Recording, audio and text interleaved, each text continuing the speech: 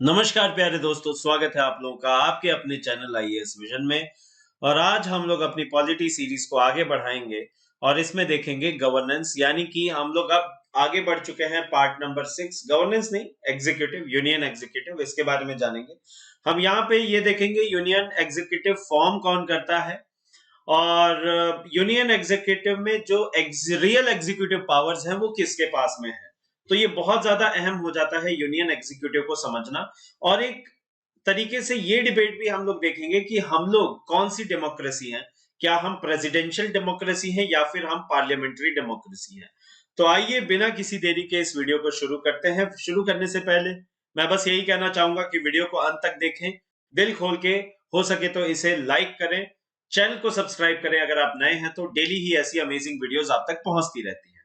तो चलिए शुरू करते हैं। सबसे पहले हम लोग जरा बात कर लेते हैं प्रेसिडेंट की। देखिए, यूनियन एग्जीक्यूटिव को फॉर्म कौन करता है? President, vice president, prime minister with council of ministers and attorney general of India.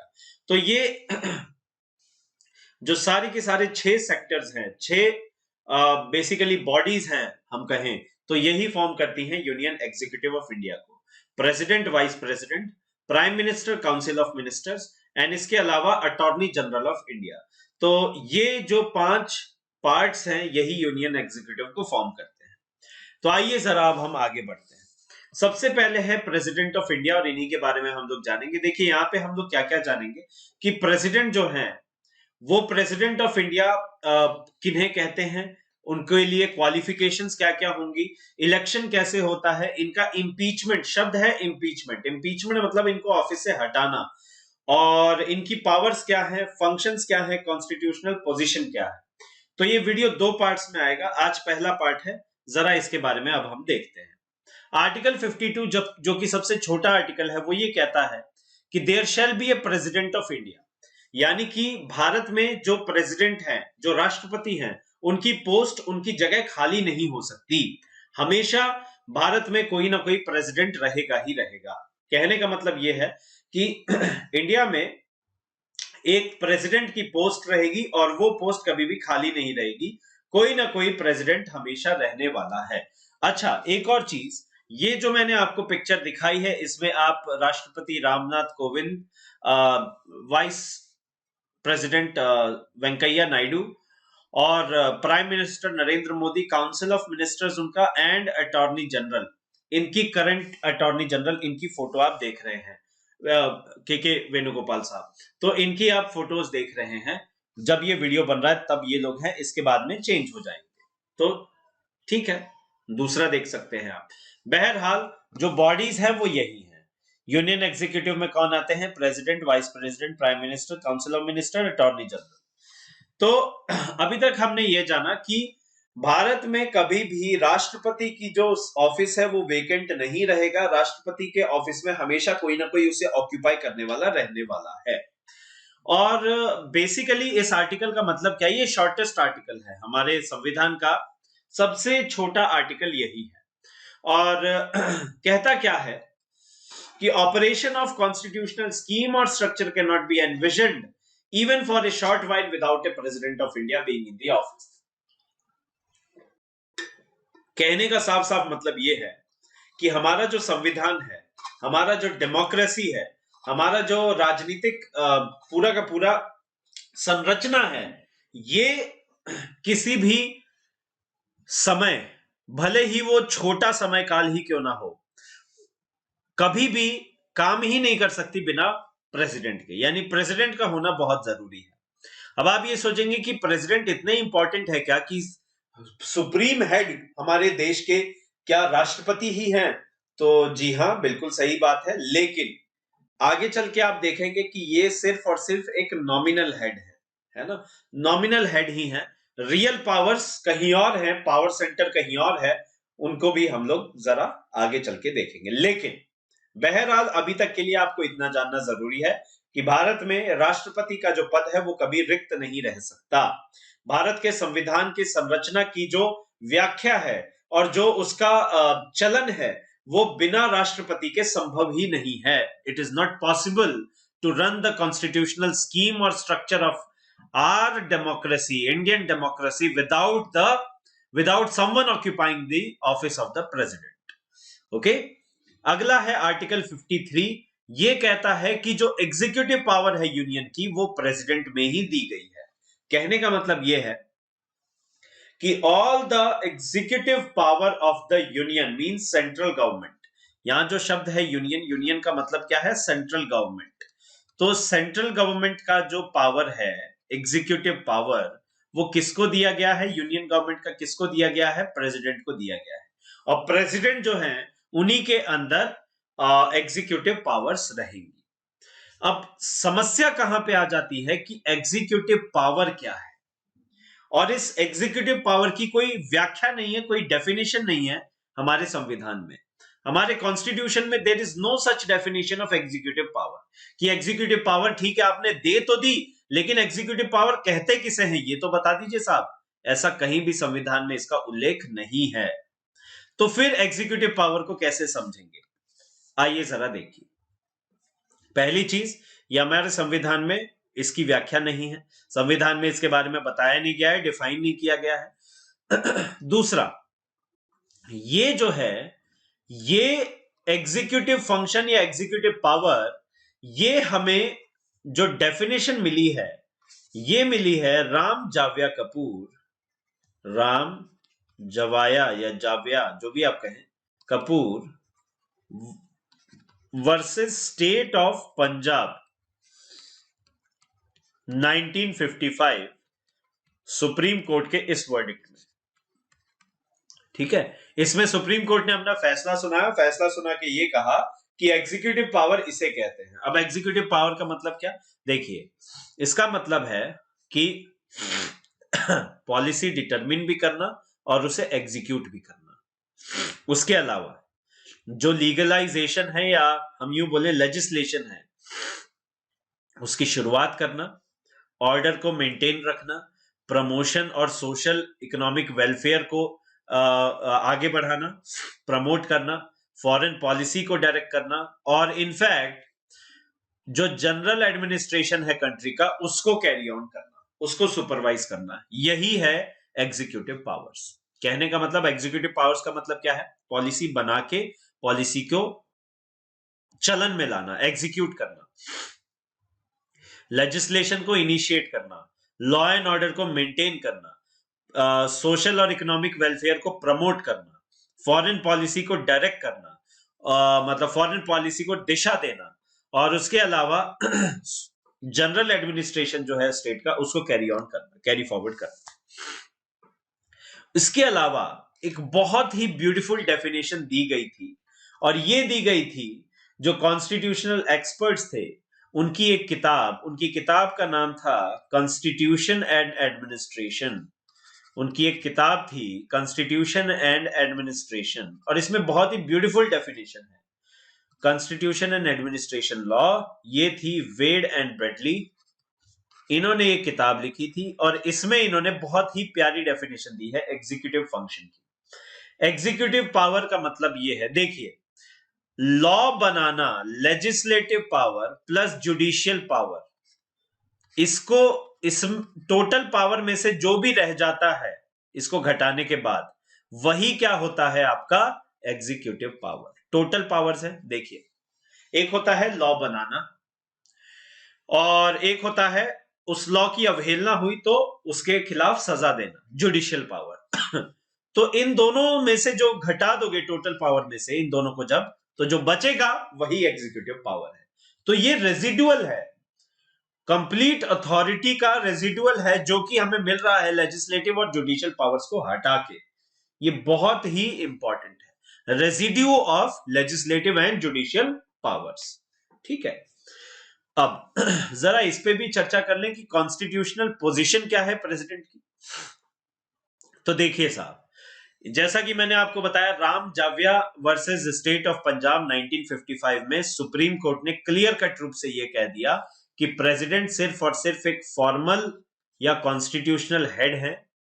ठीक है, और रियल पावर्स जो है वो मिनिस्टर्स और prime minister and council of ministers के पास में है।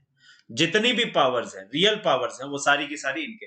अब जरा हम लोग थोड़ा सा हिस्ट्री में चलते हैं और ये जान लेते हैं कि ये जो अपवाद है, ये जो मतलब विवाद है, ये उठा ही क्यों? देखिए, वक्त है जब हमें आजादी मिल चुकी थी और कॉन्स्टिट्यूएंट असेंबली का फॉर्मेशन हो चुका था।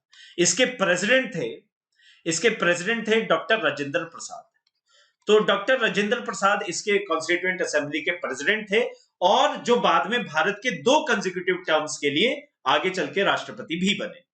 तो खैर, इन्होंने जो कॉन्स्टिट्यूएंट असेंबली की मीटिंग्स हुआ करती थी, उसमें एक बार इन्होंने, जब प्रेसिडेंट के ऑफिस की डिबेट चल रही थी, तो इन्होंने कहा कि हमारा जो कॉन्स्टिट्यूशनल स्कीम है वो यूके के पार्लियामेंट्री सिस्टम को फॉलो करेगा, ना कि यूएस के प्रेसिडेंशियल सिस्टम को फॉलो करेगा।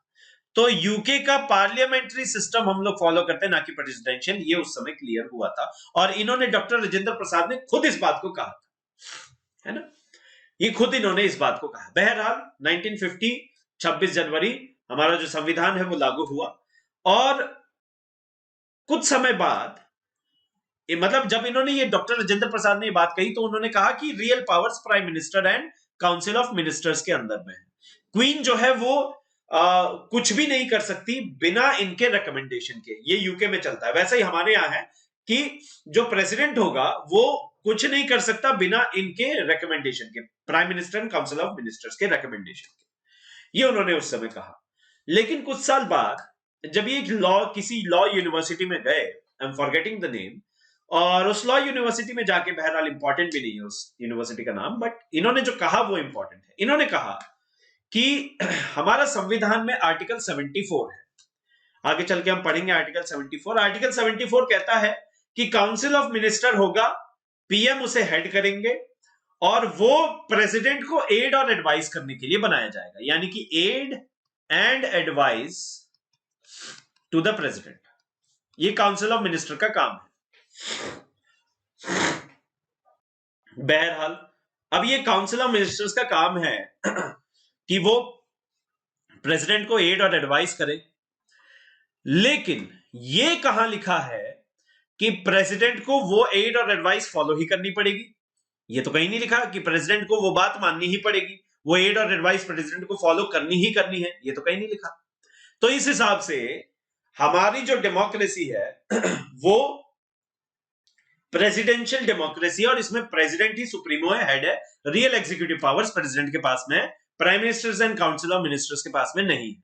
अब बहुत बड़ी कंट्रोवर्सी, जबकि यही वो व्यक्ति हैं जिन्होंने पहले कुछ और कहा था, इस बार 360 डिग्री टर्न ले लिया।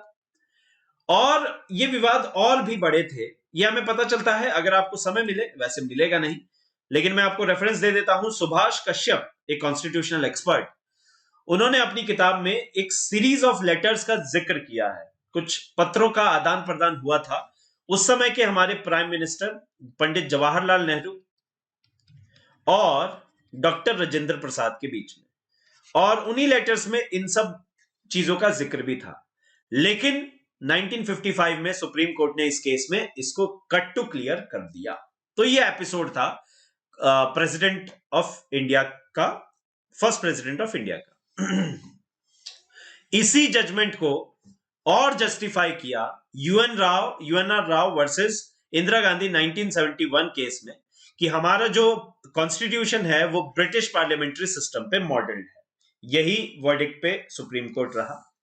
उसके बाद में कॉन्स्टिट्यूशनल पोजीशन को और डिस्कस किया जाए तो Shamsher Singh versus state of Punjab में फिर से ये कहा सुप्रीम कोर्ट ने कि हमारे संविधान में जो ये लिखा है ना कि प्रेसिडेंट हुए पूरे देश के लिए, और गवर्नर की जो पोजीशन है वो प्रेसिडेंट की सिमिलर होती है बट एक स्टेट में, है ना। तो वैसे चीफ मिनिस्टर और गवर्नर, वैसे ही प्राइम मिनिस्टर एंड प्रेसिडेंट।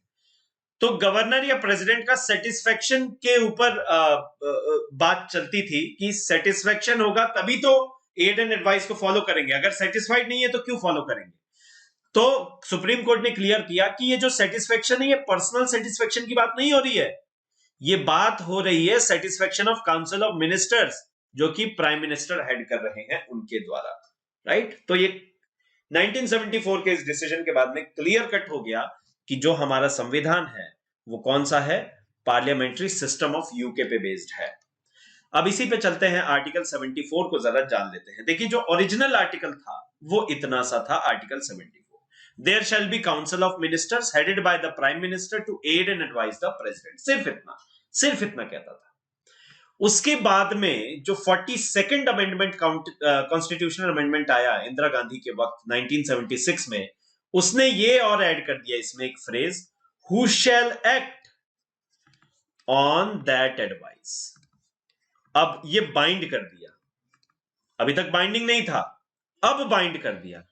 जो फर्स्ट प्रेसिडेंट ने कहा था ना लॉ यूनिवर्सिटी में जाके कि कहां लिखा है, अब लिख दिया, है ना। ये 42nd कॉन्स्टिट्यूशनल अमेंडमेंट एक्ट 1976 में ऐड किया गया और इसने बाइंडिंग कर दिया, बाइंडिंग ऑन द प्रेसिडेंट।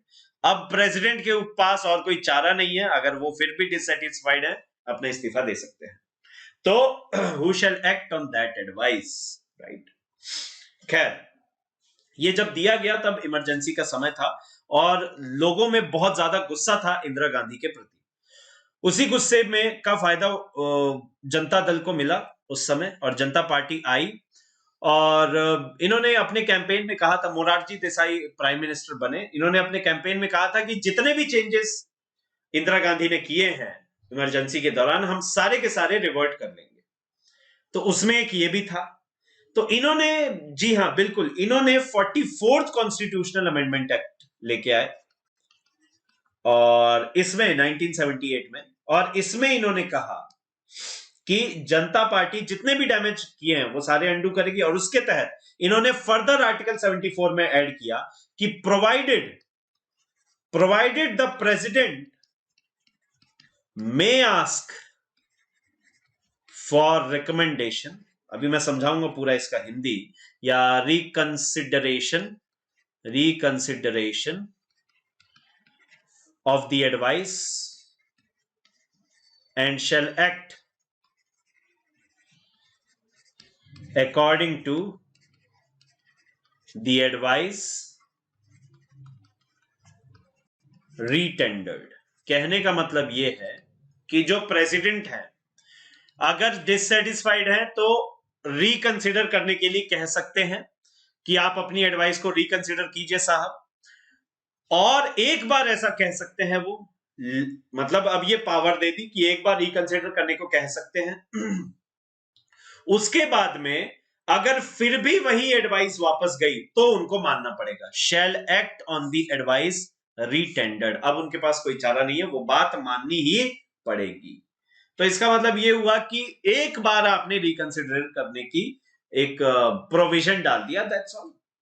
तो इसका मतलब यह है कि प्रेसिडेंट जो है वो मेरली एक रबर स्टैंप है और कोई भी मतलब डिस्क्रिशनरी पावर्स नहीं है प्रेसिडेंट ऑफ इंडिया के पास में, है ना। प्रेसिडेंट ऑफ इंडिया के पास में हम आगे चल के देखेंगे एक डिस्क्रिशनरी पावर है प्राइम मिनिस्टर का अपॉइंटमेंट, वो भी सुपरफिशियल है, देखेंगे कैसे। But president of India as of now अभी हम ये समझ सकते हैं कि सिर्फ और सिर्फ एक रबर स्टैंप है, जो कि वो मुहर, रबड़ की मुहर तब तक नहीं लग सकती जब तक कि prime minister and council of ministers की एडवाइस ना हो। तो इसी पे हम अपनी यूनियन एग्जीक्यूटिव के लेक्चर नंबर 1 को एंड करते हैं, प्रेसिडेंट के लेक्चर नंबर 1 को। अब अगले में हम लोग देखेंगे इलेक्शन प्रोसीजर क्या है, इलेक्शन कैसे होता है प्रेसिडेंट का, क्वालिफिकेशंस क्या हैं, उसके अलावा पावर्स कौन कौन सी हैं। तो बहुत इंटरेस्टिंग लेक्चर होने वाला है, उसको मिस मत कीजिएगा, ठीक है। तो चलिए, तब तक के लिए जय हिंद, जय भारत, वंदे मातरम।